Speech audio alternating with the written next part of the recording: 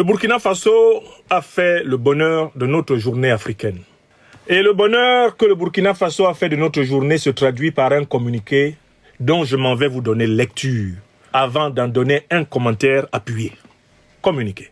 Le ministre de l'Enseignement supérieur, de la Recherche et de l'Innovation informe le public burkinabé qu'à la suite de la décision numéro 2025-000011, Messeri, Cap, ANB, du 18 août 2025 et de la décision numéro 2025-096, Messeri, SG, CNRST, DG, du 22 août 2025, il est mis fin à toutes les activités du projet Target Malaria sur toute l'étendue du territoire national.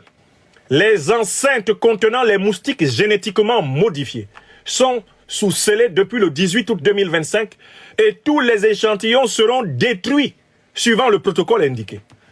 Les moustiques mâles biaisés génétiquement modifiés sans impulsion génétique lâchés dans le village de Suruku Dingan, province de Oué, région du Guiriko, ont été soigneusement traités par les services techniques compétents. Par ordre du Premier ministre, pour le ministre et par délégation, le secrétaire général. Voilà la décision. Le Burkina Faso interdit les activités du projet Target Malaria. Mais qu'est-ce que c'est que le projet Target Malaria? Target Malaria est un projet innovant qui vise à réduire, ça c'est un mot qui est très dangereux en Afrique, réduire la population de moustiques vecteurs du paludisme en Afrique subsaharienne. Ça c'est un objectif noble. Qu'est-ce qu'ils nous aiment? Oh mon Dieu, Target Malaria.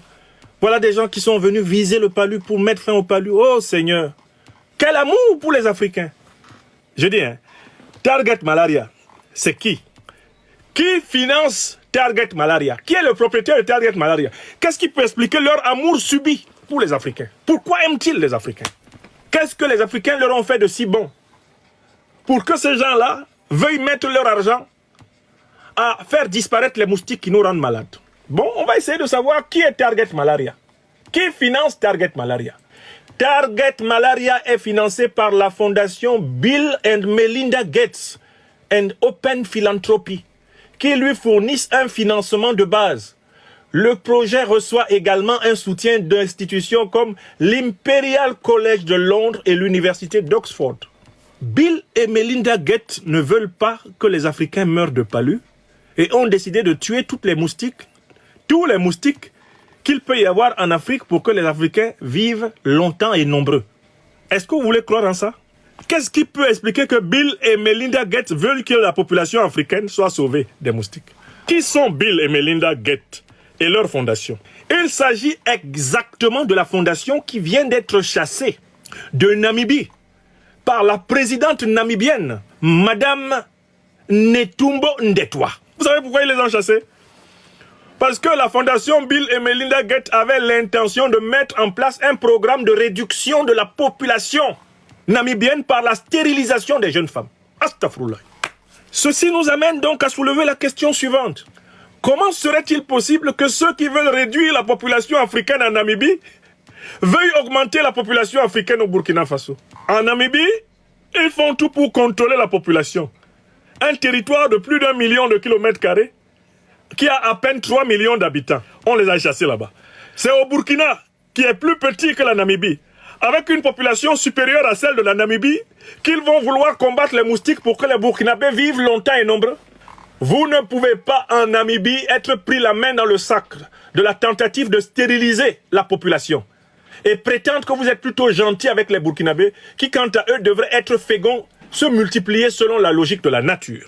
Quand on regarde le tableau namibien, où il vient d'être chassé, on peut faire l'hypothèse qu'en effet, puisqu'il voulait agir sur les hormones et la génétique des femmes namibiennes pour qu'elles ne fassent pas d'enfants, alors que la Namibie est sous-peuplée, il s'ensuit que leur action sur les moustiques au Burkina Faso pourrait avoir comme conséquence le fait que les modifications génétiques incluses dans les moustiques finissent par influencer des modifications génétiques dans les humains.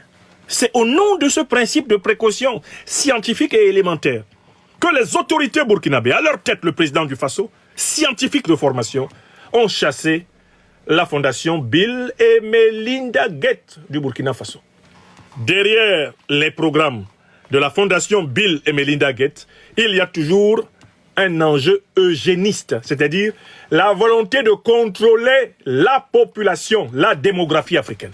Ce qui renvoie à ce que nous avons appelé dans une conférence précédente le projet d'une Afrique sans les Africains. Pourquoi l'Afrique doit-elle être constamment utilisée comme cobaye de ce philanthropisme suspect, un philanthropisme criminel? Saluons le président du Faso qui a emboîté le pas courageusement à sa sœur aînée, la présidente de la Namibie, Madame Netumbo Ndeitwa. L'Afrique sait comment combattre le paludisme. L'Afrique n'a pas besoin de la pitié du monde. Elle a besoin qu'on lui foute la paix.